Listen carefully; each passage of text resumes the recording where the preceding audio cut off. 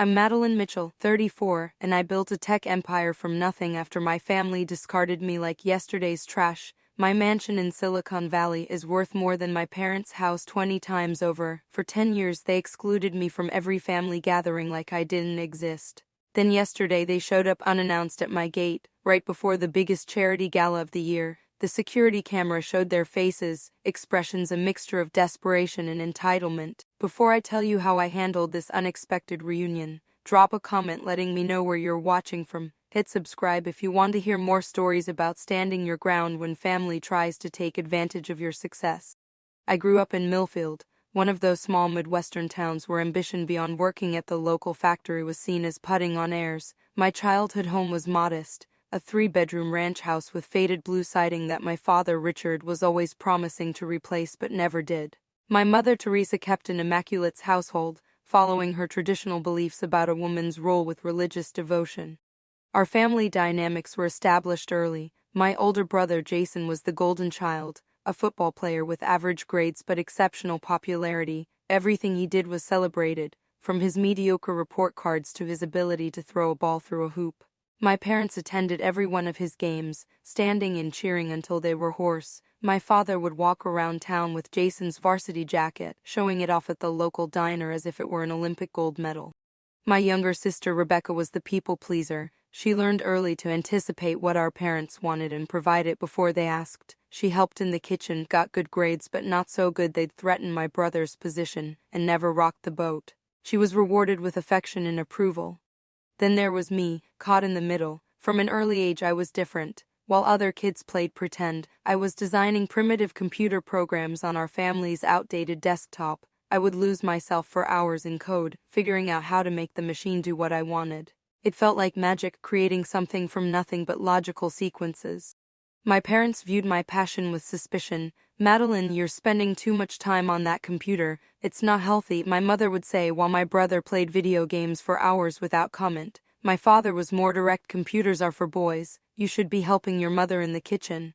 When I brought home straight A's, the response was tepid at best. "That's nice, dear," my mother would say before turning back to praise Jason for his C in math. "He's been working so hard with all that football practice." The message was clear. My academic achievements weren't valued in a household that celebrated athletic prowess and conformity. At 12, I won the state science fair with a basic algorithm that could predict weather patterns. The local newspaper ran a small article about it. My father didn't attend the ceremony, claiming he had to work, though I later discovered he's taken the day off to go fishing with Jason. My mother came but spent the entire time talking to other parents about my brother's football scholarship prospects. The article was never hung on our refrigerator, unlike every newspaper clipping that mentioned Jason's name, no matter how minor the mention. When I pointed this out, my mother said, "Don't be jealous of your brother, Madeline. It's not becoming." My 14th birthday coincided with one of Jason's football games. Rather than reschedule my celebration, my parents decided we would celebrate at the football field with a cupcake at halftime. The actual party with extended family, a cake and presents was held the following weekend when Jason was available. I spent my actual birthday watching my brother being celebrated while I sat on cold metal bleachers, trying not to cry. The real confrontation came when I was 16. I had been selected for a prestigious summer tech program at MIT, one of only 50 high school students nationwide. The program was free, but I needed transportation to Boston and some spending money for the 6 weeks. "Absolutely not," my father declared over dinner. "No daughter of mine is going across the country to waste time playing with computers." "It's MIT, Dad," I explained, trying to keep my voice steady. "It could help me get a scholarship. If you want to go to college, you can study something practical, like education or nursing," he replied. "Something that will help you find a husband and support him while you raise your children." My mother, as usual, stayed silent, looking down at her plate. "What if I was Jason?" I asked, my voice finally cracking. "Would you let him go?" The silence that followed was all the answer I needed. That night I made a decision that would change my life forever. I would find a way to go to college without their help. I got a job at the local grocery store, working after school and weekends. Then I added a second job at the library on Sundays. Every dollar went into my secret college fund. For the next 2 years I barely saw my family despite living under the same roof. I worked, studied, and applied for every scholarship I could find. My parents barely noticed my absence. too focused on Jason's athletic career and Rebecca's perfect adherence to their expectations.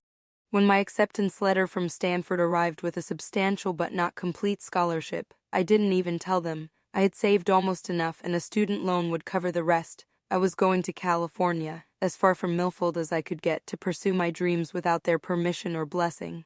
Stanford's campus felt like another planet compared to Milfield. Palm trees swayed in the gentle California breeze, and the air buzzed with innovation and possibility. For the first time in my life, I was surrounded by people who didn't look at me strangely when I talked about coding or artificial intelligence. Here my passion was normal, even celebrated.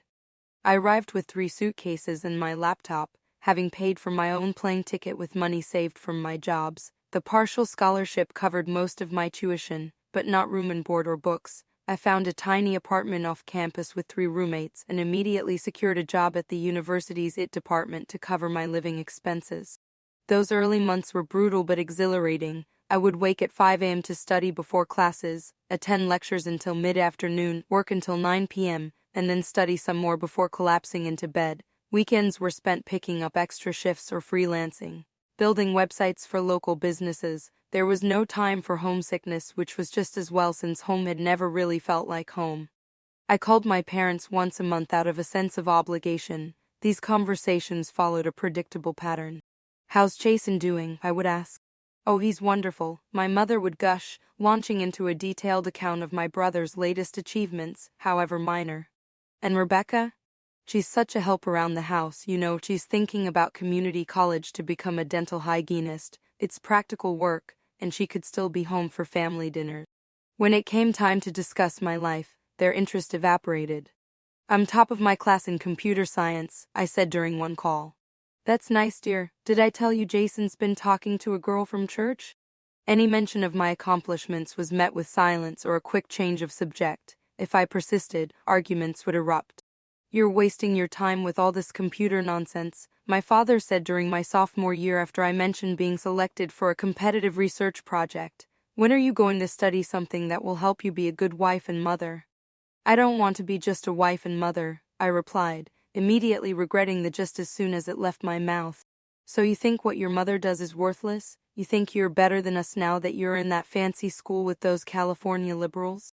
It was pointless. We lived in different worlds with different values, and the distance between us grew with each passing month. The turning point in my college career came during junior year when I met Dr. Lauren Harris, a pioneering woman in cybersecurity who became my mentor. She was everything I aspired to be: brilliant, respected, and unapologetic about her success. "Your family's inability to see your potential is their loss, not yours," she told me after I confided in her about my parents' dismissiveness. "Some people are threatened by what they don't understand. Never dim your light to make others comfortable with their darkness." Under Dr. Harris's guidance, I thrived. I secured a prestigious internship at a major tech company the summer before my senior year, working on their security protocols. The internship came with a generous stipend that allowed me for the first time to focus entirely on my work without juggling multiple jobs. When I called to tell my parents about this opportunity, my father scoffed. "Security? That's a man's job, Madeline. You're going to get yourself hurt trying to be something you're not." During that internship, I identified a significant vulnerability in the company's security system and developed a patch that saved them potentially millions in data protection. My supervisor was so impressed that he offered me a part-time position during my senior year with the promise of full-time employment after graduation. Meanwhile, I was developing my own app on the side, a secure messaging platform that prioritized user privacy. I worked on it late into the night, fueled by caffeine and determination. By the spring of my senior year, I had a working prototype and was preparing to pitch it to investors. As graduation approached, I made one final attempt at bridging the gap with my family. I sent them formal invitations to both the ceremony and the celebration dinner afterward, which Dr. Harris had insisted on hosting for me. "We'll have to see," my mother said when I called to follow up. "Your cousin Amber is having a baby shower that weekend, and you know how important family is to us." The irony was not lost on me. 2 days before graduation, I received a text message: "Sorry, can't make it. Amber's shower. Send pictures, Mom, Dad." I walked across the stage to receive my diploma with no family in the audience. Instead, Dr. Harris cheered loudly enough for all of them, along with a handful of close friends I'd made despite my grueling schedule. at the celebration dinner surrounded by people who genuinely supported my ambitions. I made a decision. It was time to stop seeking approval from people who would never give it, time to create my own path, my own success, my own family of choice. I had spent too long trying to earn love that should have been freely given, no more. That night I deleted my parents' phone numbers from my contacts, not in anger but in acceptance of what was and what would never be. It was time to look forward, not back. I graduated from Stanford with job offers from 5 major tech companies, but I turned them all down. My messaging app prototype had caught the attention of a venture capital firm specializing in security startups, and they were willing to provide seed funding. At 22, I became the CEO and founder of Secure Speak. The early days of any startup are a roller coaster, and mine was no exception. We worked out of a tiny office in Palo Alto that doubled as my apartment to save money. My team consisted of 3 other engineers I'd met at Stanford who believed in my vision of communication without compromise. We survived on ramen noodles and ambition, often coding for 20 hours straight to meet deadline. 6 months in, we faced our first major crisis when a competitor launched a similar platform. Our investor got nervous and threatened to pull funding. I didn't sleep for 3 days, redesigning our core features to emphasize unique capabilities our competitor couldn't match. The persistence paid off. We secured a second round of funding, twice the size of the first.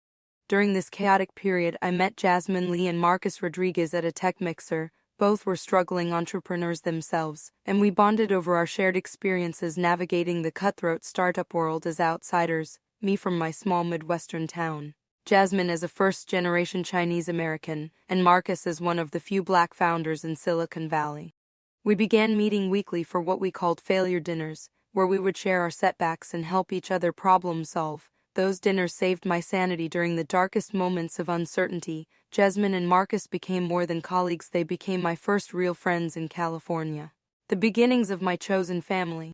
The breakthrough for Secure Speak came 18 months after launch. A major data breach at one of our competitors highlighted the importance of our security-first approach. Overnight, our user base quadrupled. Tech blogs were suddenly calling me a visionary and the future of secure communication.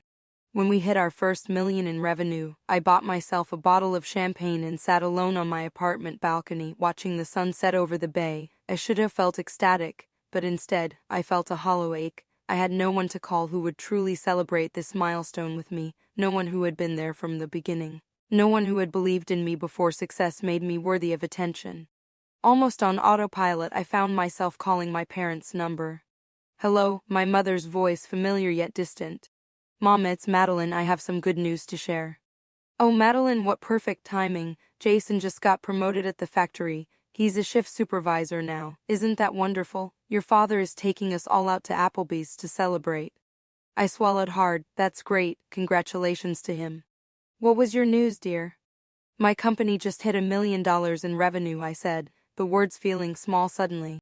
A pause. Well, I hope you're not letting it go to your head. Money isn't everything, you know, and speaking of money, Jason's been having some trouble with his car payments, since you seem to be doing so well for yourself. I ended the call shortly after, promising to think about helping my brother. The champagne tasted bitter after that. As Secure Speak continued to grow, so did my personal wealth. I moved from my cramped apartment to a luxury condo with views of the Golden Gate Bridge. I bought my first designer suit for important investor meetings. I could afford to eat at any restaurant in the city.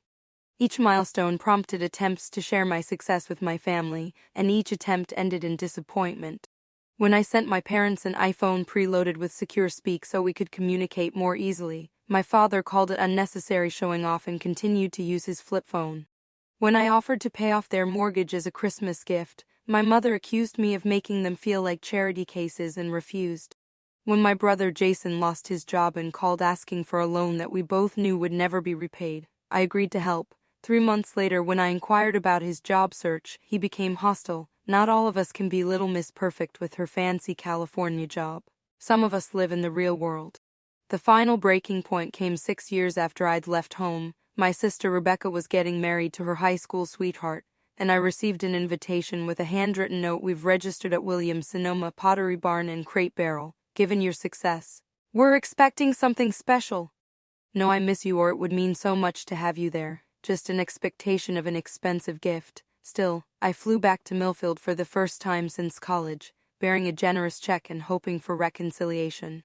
The reception was held at the local country club, the height of luxury in Millfield. I entered alone, immediately aware of the whispers and stares. I was a stranger in my hometown, California. Madeline with her fancy clothes and successful company. My mother greeted me with an air kiss near my cheek, careful not to smudge her makeup. "You look prosperous," she said, eyeing my designer dress with a mixture of envy and disapproval. My father shook my hand formally, as if meeting a business associate rather than his daughter. "I see California agrees with you," he said stiffly. The wedding reception was a study in painful exclusion. I was seated at a table with distant cousins who asked invasive questions about my income. Family photos were taken without me. Toasts mentioned Rebecca and Jason repeatedly, while I remained the other Mitchell girl, unnamed and unremarkable despite funding a significant portion of the event. After the cake was cut, I overheard my mother talking to her sister in the ladies' room. Of course, Madeline had to show up in that expensive dress, making everyone uncomfortable. Always has to be the center of attention.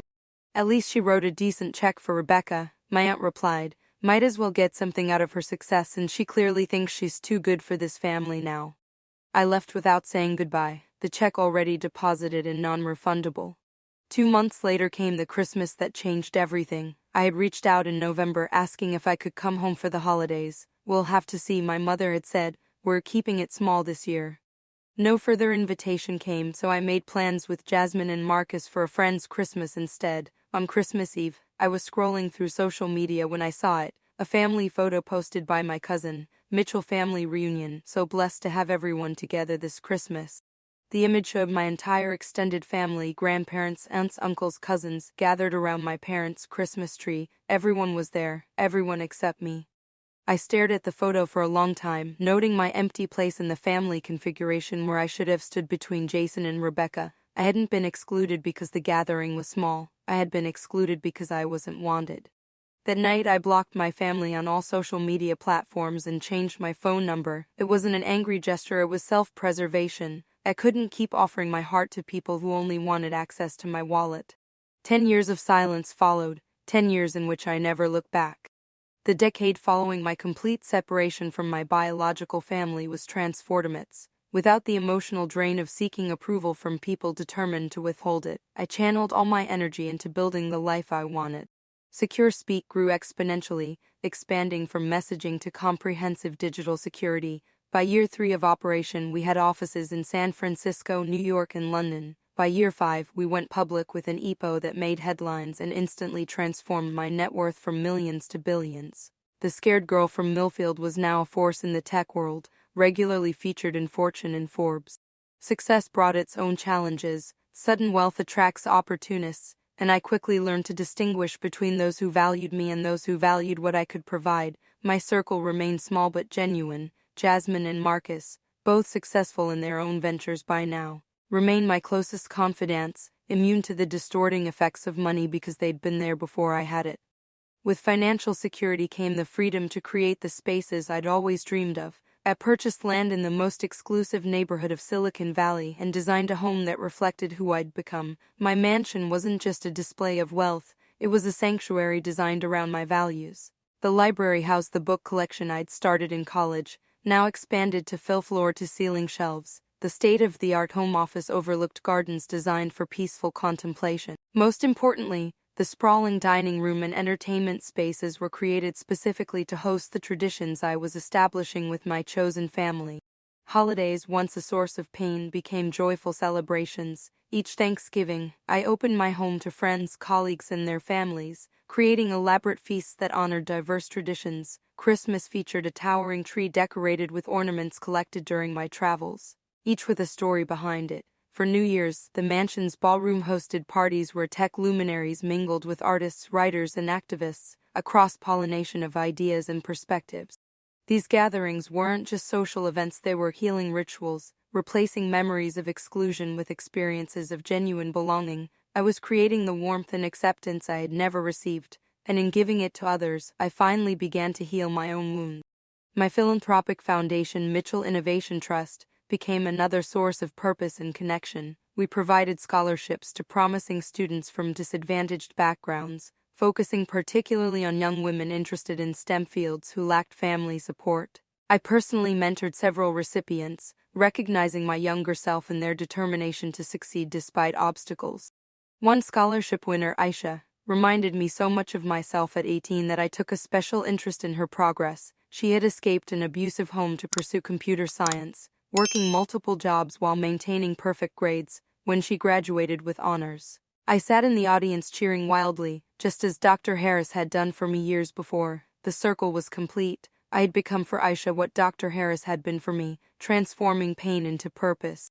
Dr. Harris herself remained a constant presence in my life, now more family than mentor. In her 70s, she still commanded respect in every room she entered, and her approval meant more to me than any industry award. "You've surpassed even my expectations," she told me on the 10th anniversary of Secure Speak's founding, "but more importantly, you've maintained your integrity along the way." It was at one of my foundation's fundraising events that I met Alexander Clark, an architectural engineer whose firm specialized in sustainable design. He approached me after my speech to discuss incorporating green technology into schools built by the foundation in developing countries. Alexander was different from anyone I'd dated before. He listened more than he spoke, asked questions because he was genuinely interested in the answers, and seemed completely unfazed by my success. On our third date, when a waiter recognized me and made a fuss, Alexander appeared amused rather than intimidated or opportunistic. "Does that happen often?" he asked after the waiter left. "More than I'd like," I admitted. "Must be strange having people think they know you when they only know what you've accomplished." That simple observation, the recognition that I was more than my success, more than my public persona, marked the beginning of a partnership based on mutual understanding. Alexander became my sounding board, my refuge from the pressures of running a global company, and eventually my greatest source of joy. He was the first person I told about my family history, sharing details I'd kept private even from close friends. We were sitting in the garden of my mansion watching the sunset paint the sky in shades of pink and gold.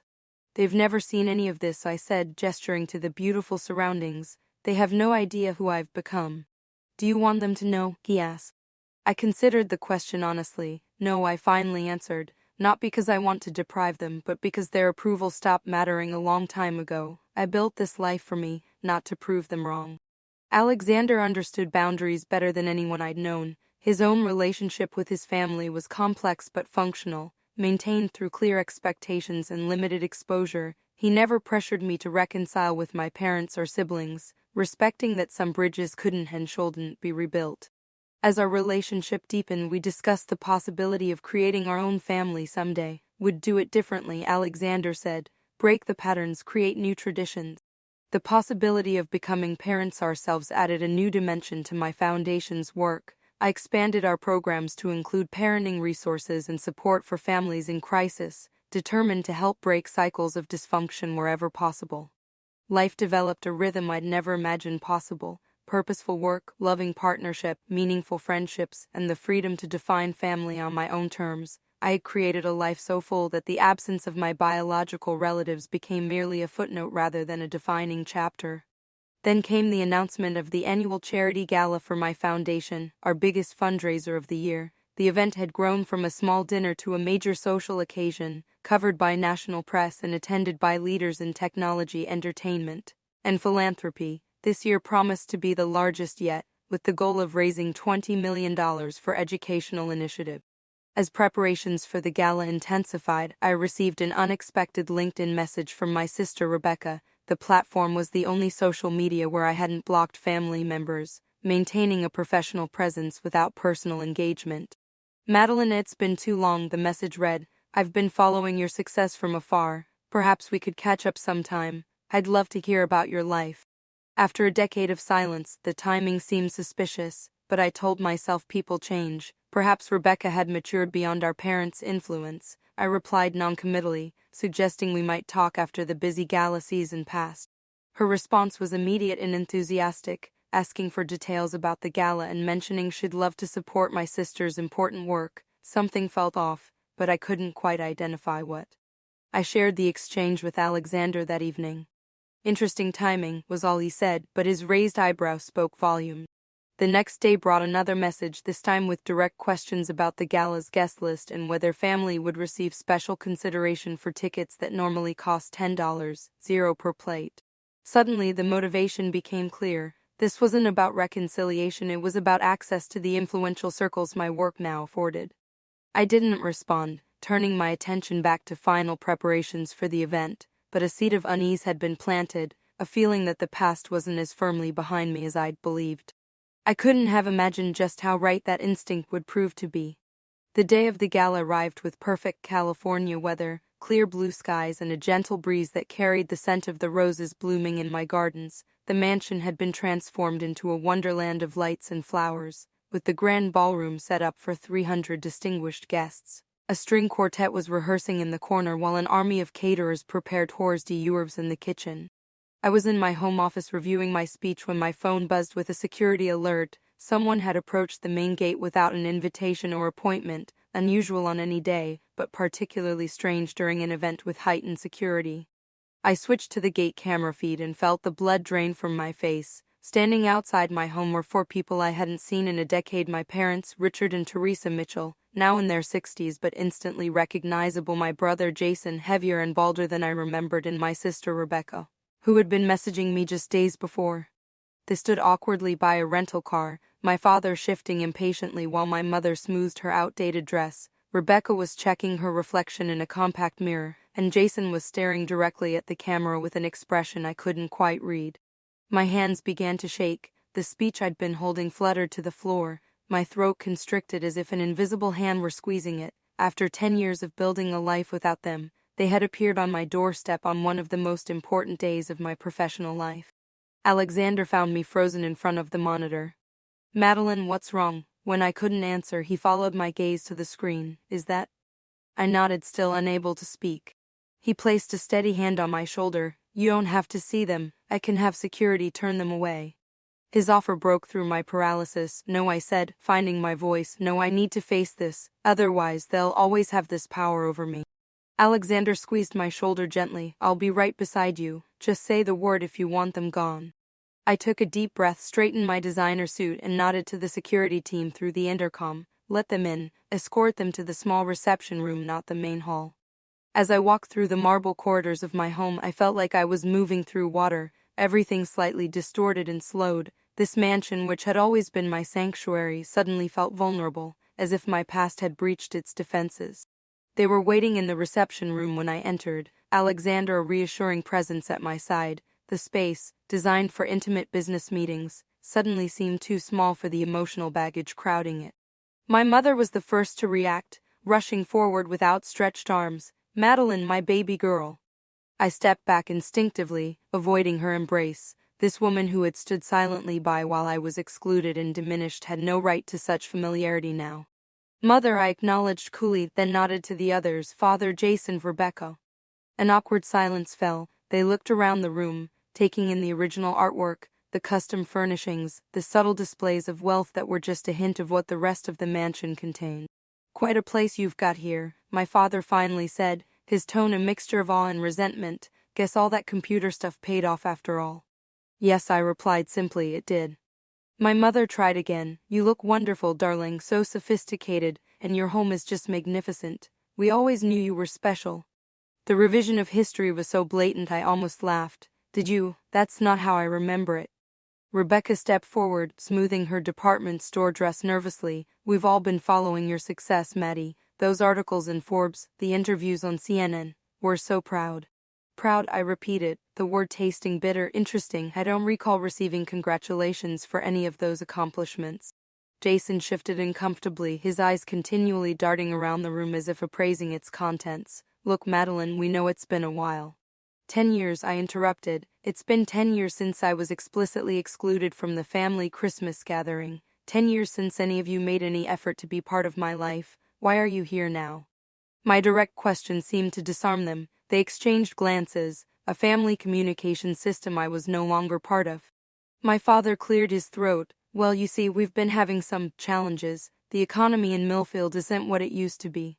Dad's business is in trouble," Rebecca blurted out. "The bank is threatening foreclosure on the house." "I lost my job at the factory," Jason added. "Again, the child support for my 3 kids is killing me." So there was the real reason for the sudden family reunion. Not love, not reconciliation, not even curiosity about my life. They needed money. My mother stepped forward, placing a hand on my arm that I had to resist shaking off. We wouldn't ask if we weren't desperate, darling. We're family after all. Family, I repeated, the word hollow. I find it interesting that I become family only when you need something from me. Alexander, who had been silently supportive until now, spoke up. Perhaps we should be clear about expectations here. You've come unannounced on a day when Madeline is hosting a major charity event. What exactly are you hoping to accomplish? My father's expression hardened. And who exactly are you? Alexander Clark, he replied calmly, Madeline's partner. Well, this is a family matter, my father said dismissively. Alexander is my family, I stated firmly. The family I chose, who supports me unconditionally, something I never experienced growing up. My mother's face crumpled in a display of hurt that once would have made me backtrack and apologize. How can you say such hurtful things? We gave you everything. We sacrificed for you children. For some of your children, I corrected. Not for me, never for me. Jason's facade of humility finally cracked. Oh, here we go with the poor little rich girl routine. You always thought you were better than us, and now you've got all this to prove it. He gestured around the room. Meanwhile, my kids might not have a roof over their heads next month. But I guess that doesn't matter to Madeline Mitchell, big shot CEO. I felt a familiar pain, the old wound of never being enough, never belonging, but this time the pain was accompanied by clarity. They hadn't changed. They still saw me not as a person but as a resource, valuable only for what I could provide. Let me be direct, I said, my voice steady despite the turmoil inside. How much do you need? My father named a figure that would have been unimaginable to me as a child but was now a fraction of my daily investment returns. I'll have my business manager look into it, I said, neither agreeing nor refusing outright, but I want to be clear, any financial assistance would be conditional on establishing healthier boundaries going forward. Boundaries, my father scoffed, what's that supposed to mean? It means acknowledging the past honestly instead of rewriting it. It means respecting me as an individual, not just a checkbook. It means genuine relationship, not just contact when you need something. My mother looked bewildered by these terms. But we're family. Why do we need all these complicated rules? Because being family hasn't prevented you from hurting me repeatedly, I explained, surprised by my own calmness. Blood doesn't guarantee respect or kindness, as I've learned the hard way. Rebecca, always sensitive to shifts in power, tried a different approach. We could start over, Maddie. Maybe we could all attend your fancy gala tonight, show everyone what a close family you have. The Nactons of the attempt to access my social circle rather than heal our relationship was the final confirmation I needed. The gala is for donors and supporters of the foundation, I said, people who have demonstrated commitment to our mission of helping vulnerable young people, particularly those without family support. The irony wasn't lost on any of us. My father's face flushed with anger. So that's how it is, you're too important for your own family now, after everything we did for you? What exactly did you do for me, Dad? And I asked quietly. Did you support my dreams, celebrate my accomplishments, show up when I needed you? Or did you consistently make me feel that I was less valuable than my siblings, less worthy of love and attention? We put a roof over your head, he shouted, his true colors emerging, fed you, clothed you, and this is the thanks we get, looking down your nose at us from your mansion while we're about to lose everything? I worked multiple jobs to put myself through college because you refused to help, I reminded him, my voice still calm. I built this company without a single dollar or word of encouragement from you. I don't owe you my success. How dare you, my mother gasped, after I carried you for 9 months and sacrificed my career to raise you. A sacrifice you've never let me forget, I acknowledged, but parenthood is supposed to be unconditional. You don't get to cash in those sacrifices when it's convenient. Jason stood abruptly. This is bullshit, and you should be like this, Miss Perfect with her perfect life looking down on all of us. You've always been selfish, Madeline. Alexander stepped forward, his patience clearly wearing thin. I think it's time for you to leave. Who do you think you are? Jason advanced toward him aggressively. That's enough, I said sharply. Alexander is right. This conversation is over. I have an event to host and you all need to leave. So you're just throwing us out? Rebecca's eyes filled with tears that once would have manipulated me into submission. Your own family? I'm not throwing you out, I clarified. I'm setting boundaries. If you want a relationship with me that includes financial support, it needs to be based on mutual respect, not obligation or guilt. Think about whether you're capable of that, and we can talk again after you make a proper appointment. My father stood, pulling my mother up with him. Come on, Teresa, we don't need to beg. If she wants to forget where she came from, that's her problem.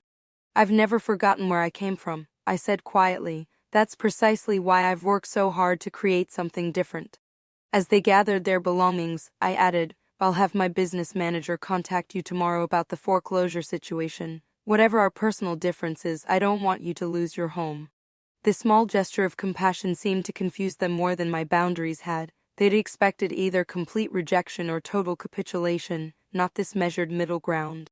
Security arrived to escort them out, saving us from a prolonged goodbye. As they left, I heard my father muttering about ungrateful children and my mother's quiet sobs. Rebecca looked back once, her expression unreadable, before following our parents. Only Jason stormed ahead without a backward glance. When they were gone, I turned to Alexander, suddenly exhausted. Did I do the right thing? He pulled me into a gentle embrace. You were compassionate without compromising your self-respect. Yes, I'd say you did exactly the right thing. I allowed myself a moment of vulnerability in his arms before straightening my shoulders. We have a gala to host. 300 guests will be arriving in less than 2 hours. Are you sure you're up for it? He asked, concern evident in his eyes. I nodded, feeling stronger than I expected. I've spent 10 years building this life. I'm not going to let a 20-minute confrontation derail it. As we walked toward the ballroom, I realized that the hollow ache I'd carried for years had diminished, not because my family had changed, but because I finally accepted that they couldn't give what they didn't have. The approval and love I'd sought from them had been replaced by something more valuable, self-acceptance and the genuine connections I'd built in their absence.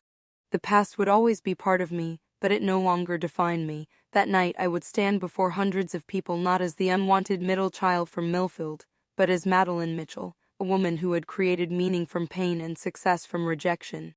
The confrontation had been painful but also liberating. For the first time I had faced my family as an equal, not as a supplicant desperate for scraps of affection. Whatever happened next would be on my terms, not theirs.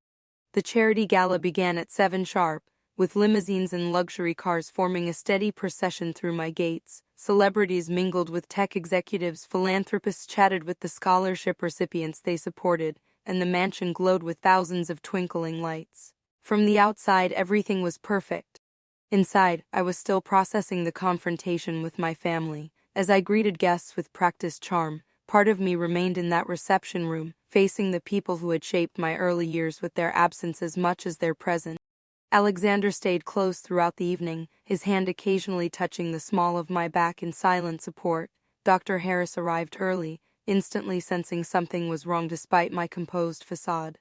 You're doing that thing with your left eyebrow, she said quietly as we embraced in greeting, the little furrow that only appears when you're troubled. What happened? My family showed up unannounced, I whispered. After 10 years they need money. Her eyes widened slightly, the only indication of her surprise. We'll talk later, she promised, squeezing my hand before moving on to allow me to greet other guests. The gala proceeded smoothly. The silent auction exceeded our fundraising goals. My speech about educational opportunity received a standing ovation. Then the scholarship recipients who shared their stories moved even the most hardened executives to reach for their checkbooks. It was nearly midnight when the last guest departed. Only my inner circle remained: Alexander, Dr. Harris, Jasmine, Marcus, and a handful of foundation staff clearing up the last details before heading home themselves. We gathered in the library, my favorite room in the house. I slipped off my heels and curled into one of the oversized leather chairs, accepting the glass of whiskey Alexander handed me. Now, Dr. Harris said, settling opposite me, tell us everything. I recounted the unexpected arrival and subsequent confrontation, trying to maintain emotional distance as I described their demands and my response. My friends listened without interrupting, their expressions shifting between outrage and sympathy. When I finished, Jasmine was the first to speak. I'm proud of you, Madeline. Setting boundaries doesn't come naturally after a lifetime of having them violated.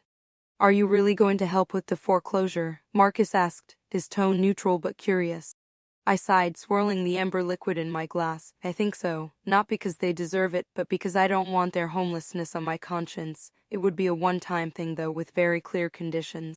Which they'll likely violate, Alexander pointed out gently. Probably, I acknowledged, but then at least I'll know I tried, that I didn't respond to their cruelty with cruelty of my own. Dr. Harris nodded approvingly. You're breaking the cycle, that's no small thing. But it doesn't feel like closure, I admitted. There were so many things left unsaid. Because you maintained your dignity, Jasmine said, You didn't let them provoke you into a full emotional confrontation.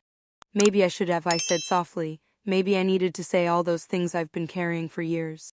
The library fell silent as everyone considered this. Finally, Alexander spoke. It's not too late, he said. You know where they're staying. You could meet them on neutral ground. Say what you need to say, not for them, for you. The suggestion resonated deeply. There was something unfinished about our encounter, emotions still caged behind my careful composure. Perhaps I did need one final conversation, not to seek their approval or understanding, but to fully release myself from their power. I'll sleep on it, I decided. But sleep proved elusive. As I lay awake beside Alexander's peaceful form, memories surfaced unbidden.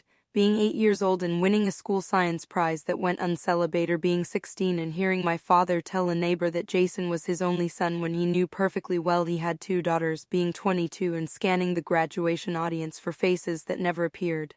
By dawn I had made my decision. I would meet with them once more, not as the successful CEO or the wounded child, but as the woman I had become, someone who could acknowledge the pain of the past without being defined by it. I arranged to meet them at their hotel at noon. Alexander offered to accompany me, but this was something I needed to do alone. The hotel was modest by Silicon Valley standards, but still the nicest place my parents had likely ever stayed. I found them in the restaurant, huddled around a table looking out of place among the business travelers with their laptops. They seemed surprised when I approached, perhaps having expected a call from my business manager rather than a personal appearance. Madeline, my mother said, half rising, we didn't expect. Please sit down. I took the empty chair, declining the waitress's offer of coffee with a polite smile. I've been thinking about our conversation yesterday. I began without preamble. There are things I need to say that have gone unsaid for too long. My father shifted uncomfortably. If this is about the money.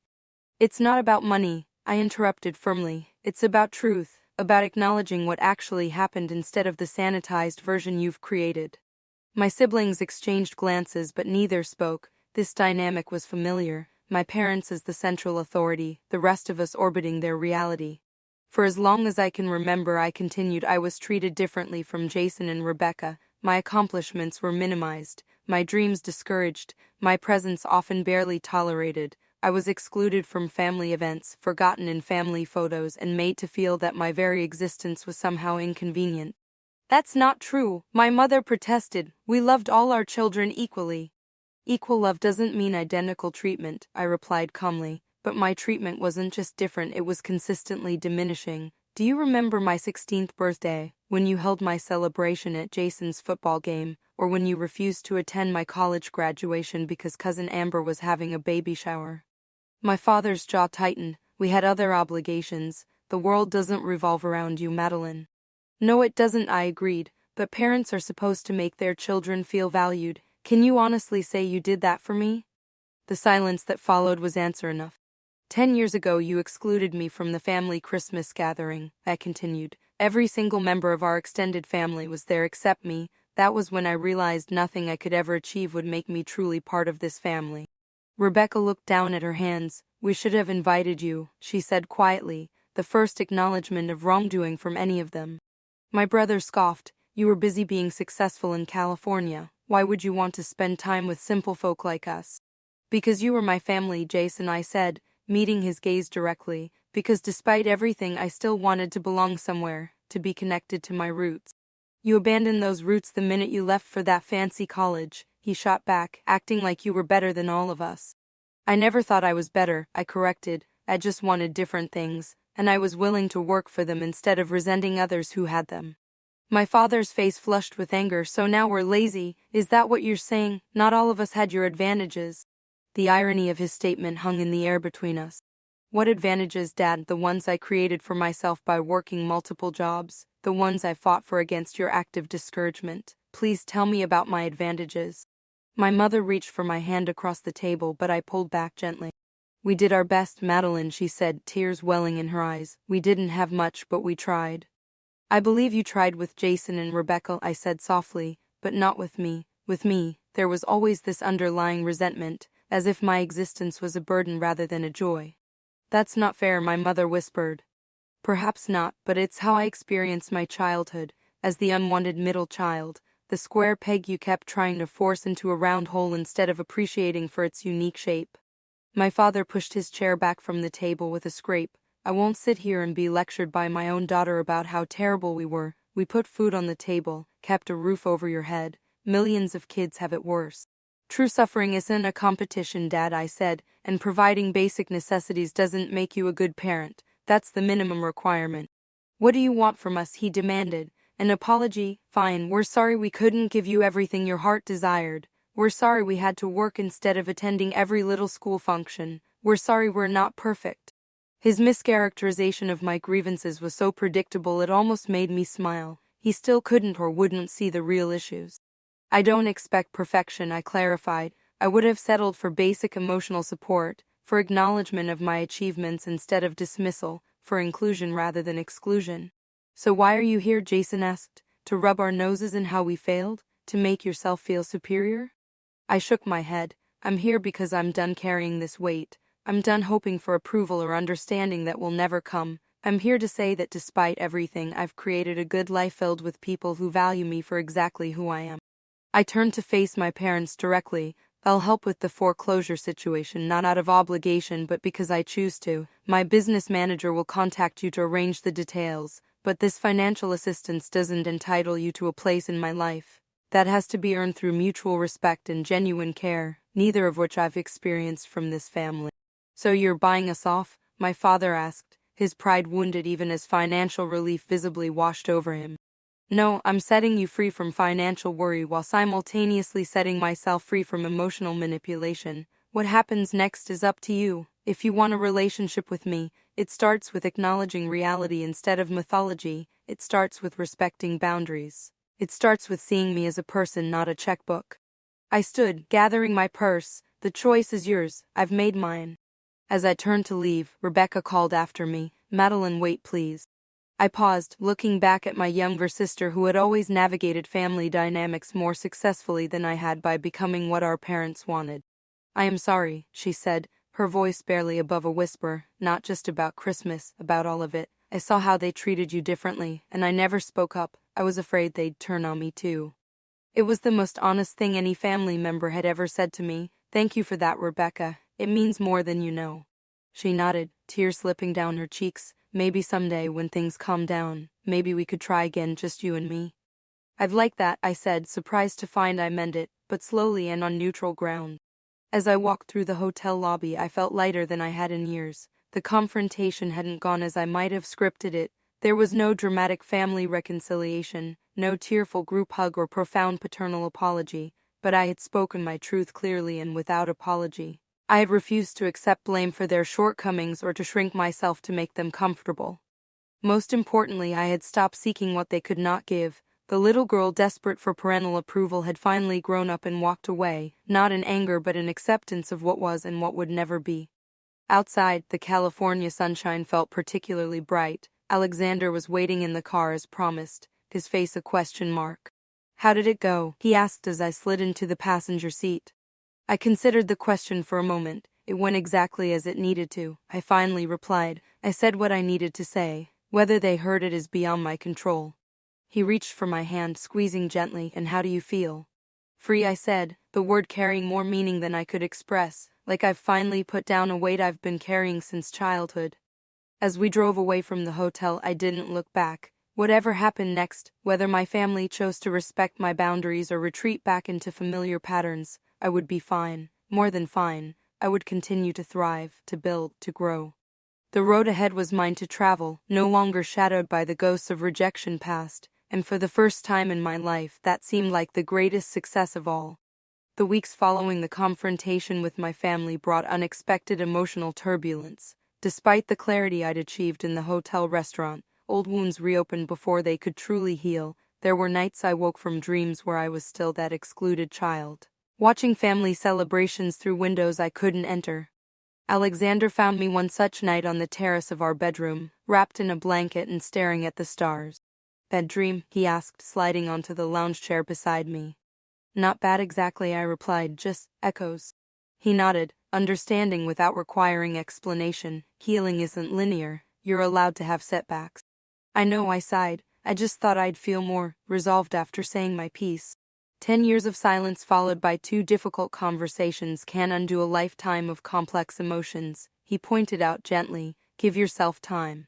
The charity gala had been a tremendous success, raising over $25 million for educational initiatives. Work provided welcome distraction as we implemented new programs and expanded existing ones. I threw myself into foundation activities with renewed passion, finding purpose in helping others overcome obstacles similar to those I'd faced.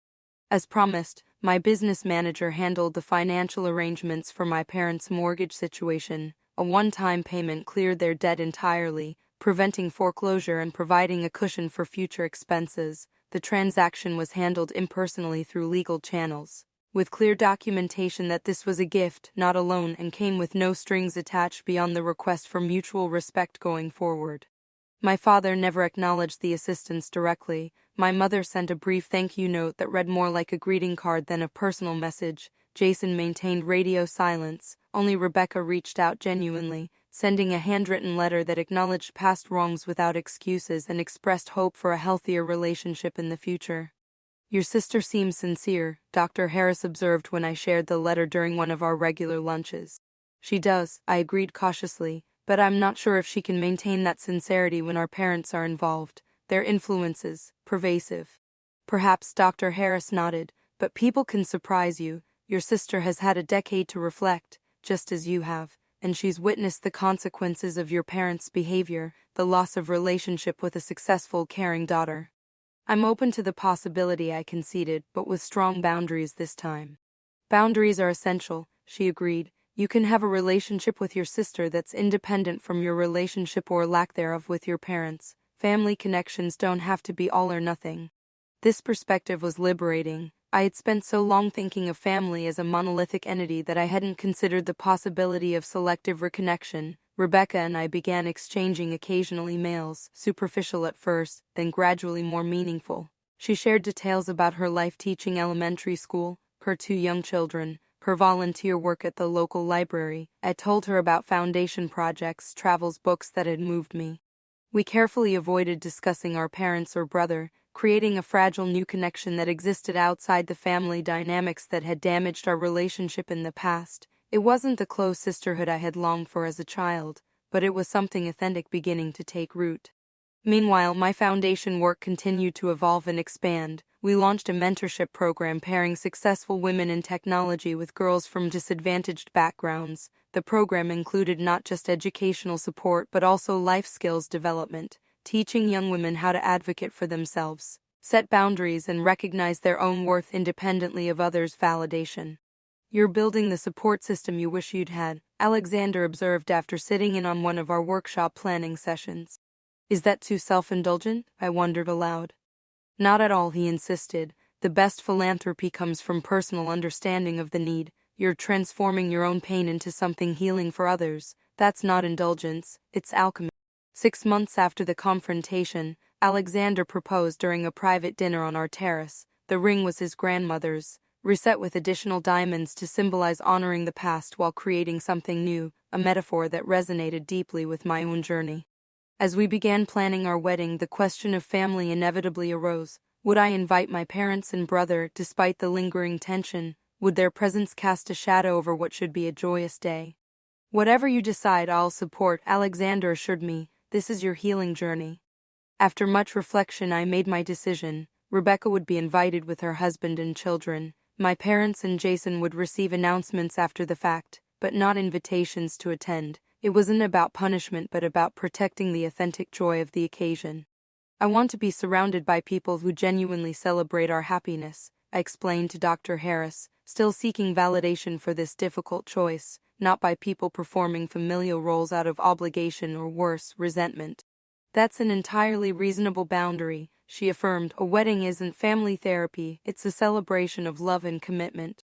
The wedding itself was intimate rather than lavish. 60 close friends gathered in the gardens of our home on a perfect spring day. Dr. Harris sat in the traditional mother of the bride position. Jasmine served as my maid of honor, with Marcus standing as one of Alexander's groomsmen. Rebecca attended with her family, visibly moved by her inclusion despite our parents' absence.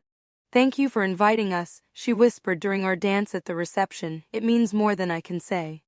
"Thank you for coming," I replied sincerely, "for being here on your own terms, not theirs." "I'm learning from you," she admitted, "about boundaries, about choosing your own path."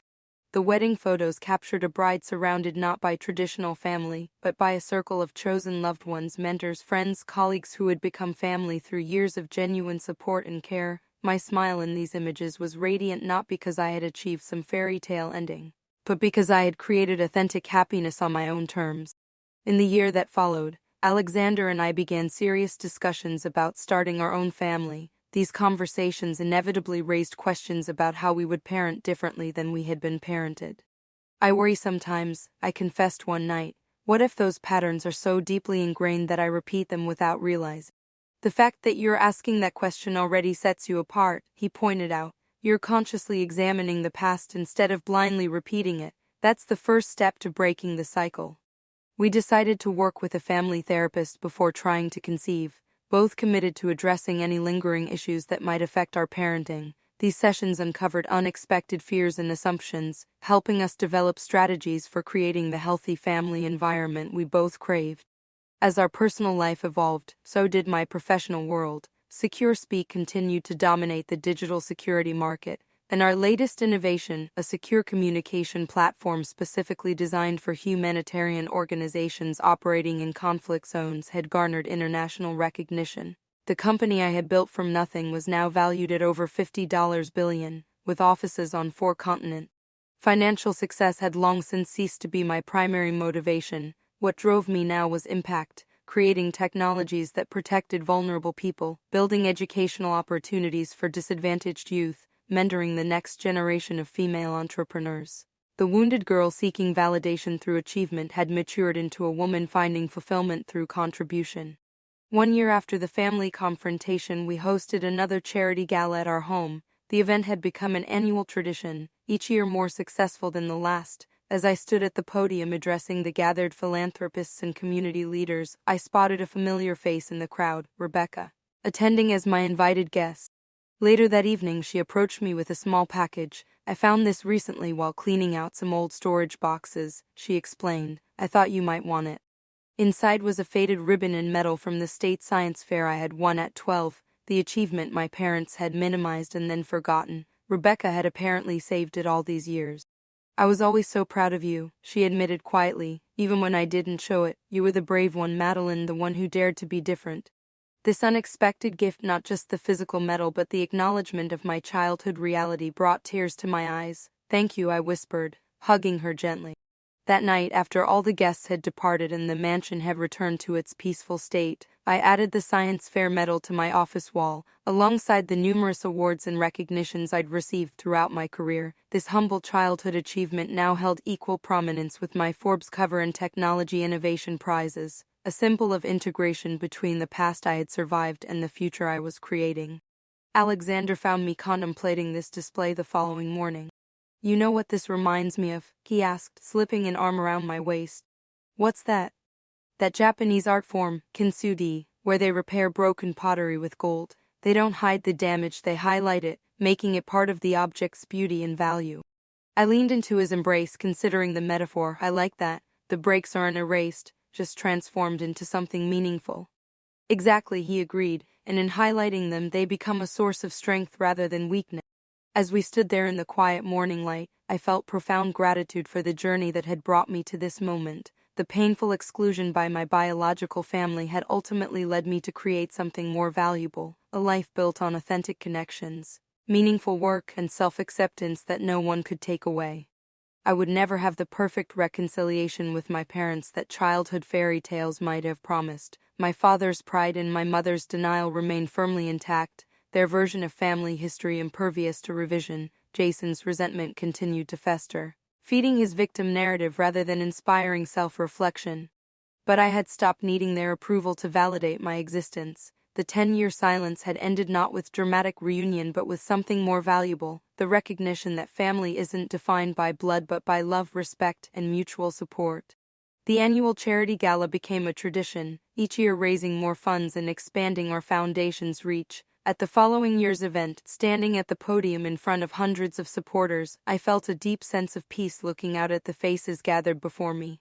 Dr. Harris, who had believed in me when no one else did, Alexander, whose love was a daily affirmation of my worth, Jasmine and Marcus, friends who had become siblings of choice, Rebecca, slowly finding her own voice and independence, scholarship recipients who were breaking cycles of limitation in their own family. This was my real family, not defined by obligation or genetic connection, but by genuine care and mutual growth. 10 years ago, I told the audience, I made a decision to create a foundation that would support young people who didn't have traditional family backing for their dreams. Today, seeing our scholarship recipients thriving reminds me that family can be created as well as born into. Sometimes the families we build ourselves are the ones that truly help us become who we're meant to be. As applause filled the ballroom, I added a final thought, one meant not just for the audience but for myself. We don't get to choose the circumstances we're born into, but we absolutely get to choose the lives we create from them, and in that choice lies our true power. The journey wasn't over, of course. Healing rarely follows a neat linear path with a definitive endpoint. There would still be difficult days, unexpected triggers, moments of grief for the family relationships I had wanted but never received, but these challenges no longer defined me or limited my capacity for joy. I had built something beautiful from the broken pieces of childhood rejection, not despite the pain but because of the strength it had forced me to develop. My mansion wasn't just a symbol of financial success, it was a sanctuary where I could finally be fully myself, surrounded by people who celebrated rather than diminished me. And that, I realized, was the greatest mansion of all, the expansive space of self-acceptance and authentic connection that no one could ever exclude me from again.